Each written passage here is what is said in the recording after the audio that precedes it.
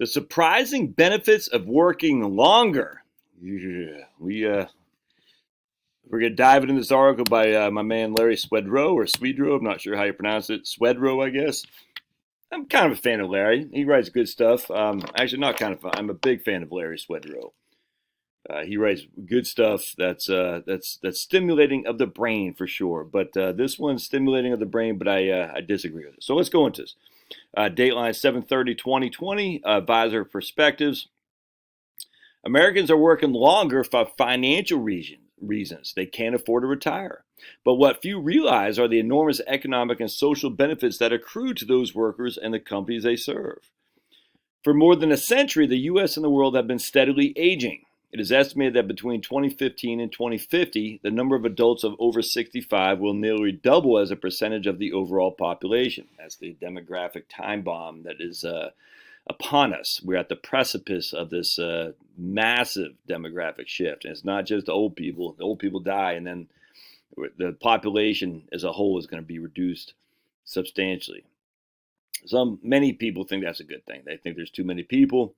I think that's an evil ideology and an evil thought process. There's too many people because there's too many people. There's always those other guys are too many. Usually third world people in Africa and Asia. But it's just an ugly, ugly way to look at the world, that there's too many of your fellow human beings. But be it as it may, that's what's happening. Again, in 2100, China is predicted to have only 750 million people or so.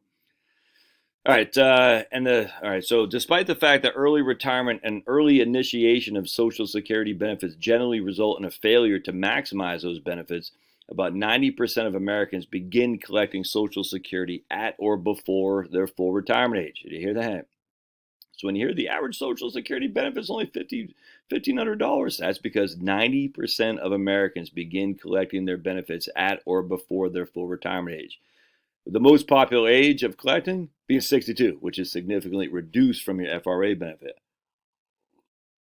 The average age to begin receiving benefits is just 64.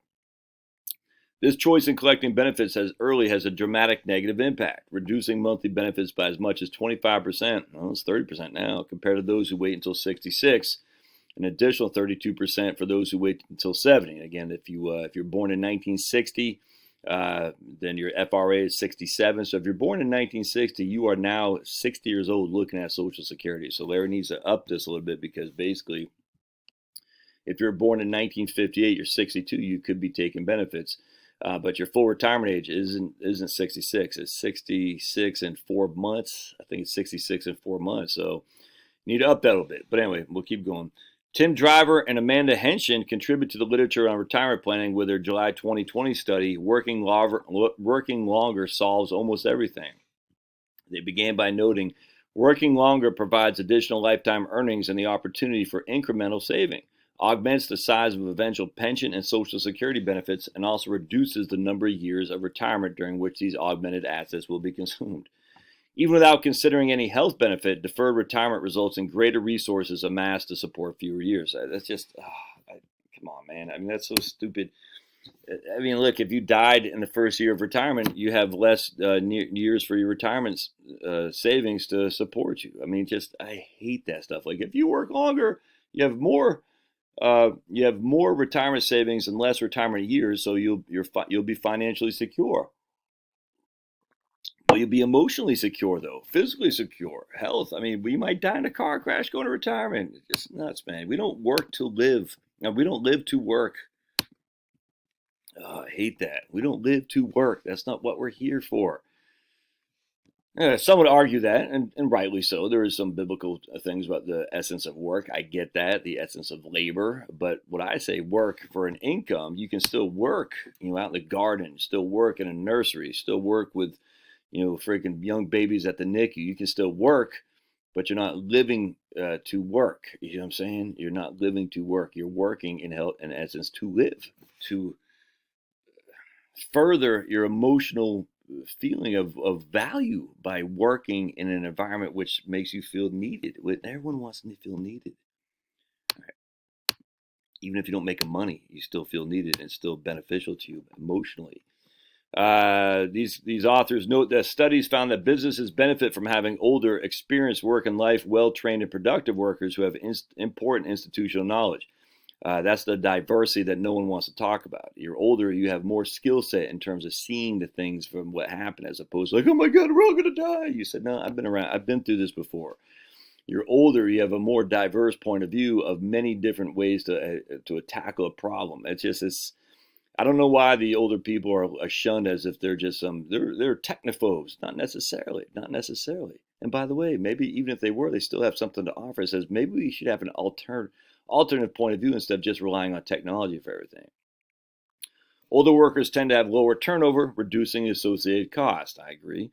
And while older workers may have a higher healthcare cost, they may choose to switch to Medicare for lower deductibles, reducing the cost to the employer. The authors then explain that older workers benefit from remaining in the workforce. Older workers benefits from continued participation in the workforce as work provides a means for them to remain engaged in their communities. I believe that. That's not the only way to remain engaged, but I agree. In addition to reaping economic benefits from employment, those remaining in the workforce will be healthier, less isolated, and happier. Objective social isolation has been repeatedly found to be a risk for a factor for poor mental and physical health, including higher prevalence of death and increased risk of mortality. Work provides opportunity for learning, reasoning, social engagement, all of which helps stave off the adverse effects aging can have on the brain. All right, I actually 100% agree with that. In addition to work, I 100% agree with it in this construct. Being engaged and active in an employer or any kind of entity is wonderful for your brain, wonderful for your social interaction. The counter to that is if you retire and just go watch TV, that's bad. I've seen men in particularly, they accumulate a couple mil and they're like, I got enough money, I'm out of here. Their boss, they got a new boss, maybe younger guys getting on his nerves, so say, no, I'm done. And what they do then is they turn around and they go, they just quit. They leave. Their goal is to leave something, but their goal isn't to go into something, if that makes sense. And now they don't know what to do. Maybe they like playing golf, but they don't play golf that much. And so they're sitting around watching Fox News and CNN and just getting mad at the world. Raising their fists at the clouds. How dare you, clouds? And they progressively get in bad place, emotionally, mentally, and of course, then physically too, because they're getting kind of angry. We're seeing that a lot on the left, actually, where they're actually acting out these engagements where, we got, who's the guy who shot up Steve Scalise and the Republicans down there? I forgot his name. James Hodgkinson. We're seeing the guy who went to the Family Research Center. These are some bad, these are people who are retired, are just sitting there in a cesspool of anger and hostility, and it's just building and building and building, and it's not healthy. So if they could have stayed at work or some kind of social interaction, I have a sneaky suspicion they wouldn't have engaged in bad stuff.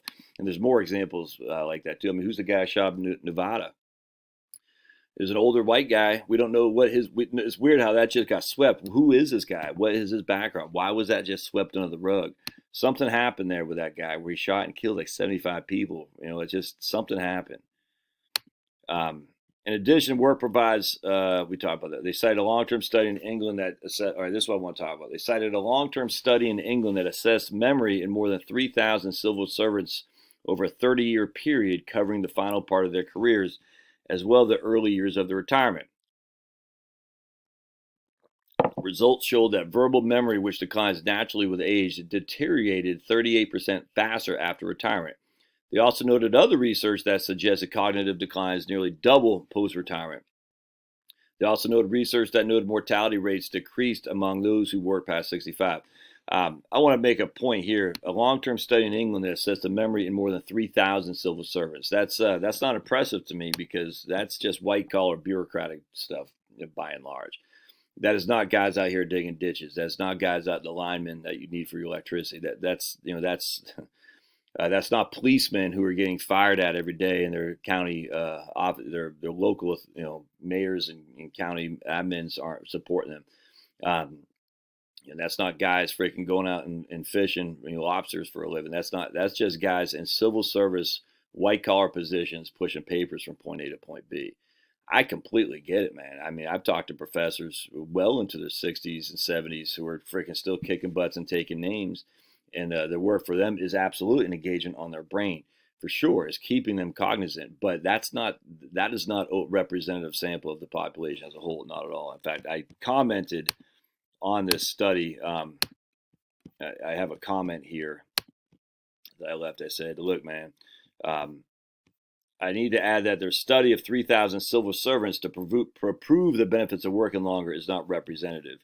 And then, of course, I said social isolation, how bad that is. But be it as it may, I mean, if you're actively engaged in some kind of mental, I guess, work, you're working past 65 is probably a good thing. Professors, look at all these guys. But there's there's a wide berth. Is that the right dearth? I'm not sure what the right word is, but if you listen to like Eric Weinstein, he says too many professors are holding on to jobs that need to go to younger people, and essentially what you have this top-heavy professorialship where they're not retiring, and there's no work for young people coming up. That's a challenge, man. That's a challenge, and that's the drawback. There is I don't know how you fix it. Look, I'm not in the university system. I don't know how you fix that. But that would be problematic to younger wannabe professors coming up because, the older professors, because they're not using it's not laborious, it's just mental, and their mental capacity is not dropping as much because they're fully engaged in mental thought process. They're not leaving anytime soon. At some point, at some point you have this huge amount of people down here who don't have any work, and you got this, few people up here who won't leave. And now the problem is these people up here have incredible skill set, and we don't want. That's the thing. What do you do with those people who have such an expertise in whatever field of study they have? I don't know the answer to that, but that's a problem. And Eric Weinstein talks about that a lot. I don't think you can't just kick these people to pasture and say sorry, like they did with John Bogle at Vanguard when he hit 65. They said you got to go. Bogle's like, dude, I'm still Sprite. I was at Vanguard when that happened. That was controversial. But they said, no, if you hit 65, we need new people come in. You're like, I don't know the answer to that, but that is a problem in academia for sure. It's not a problem, I'm telling you, just for the vast majority of us who don't work in academia. Anyway, so we talked about, given that social isolation has been identified as a health determinant to equal to smoking 15 cigarettes a day, the reduced social networks resulting from retirement are cause for a significant concern. They also cite research that says older adults who have a retirement job also volunteer. It's quite possible then that social interaction can be maintained if older adults choose to volunteer rather than work. I agree 100% with that. I know the people at church and whatnot, 100%. Research on the benefits of volunteering by older adults is more extensive than has been going on far longer than for older employees. Although not conclusive, there is a correlation between volunteering and improved health outcomes, including large social interaction. All right. Look at the I'm not convinced that you need to stay at work just to increase your financial wherewithal. If the increasing of your financial wherewithal is the devastation of your psyche, your mental, your emotional state. But I do think that being socially engaged is critical to your psyche and your mental state. But I don't think you have to do it because of work. And I certainly am not there to say, oh my goodness, working means you have to rely less on your retirement and you have more accumulated. Well, that's great if you're going to die 50 years from now, but the vast majority of us are still going to die before 92. So if you're retiring at 65, it's 25 years of retirement. That's it. All right. So hope you like this. I'd love to hear your comments. Thanks now.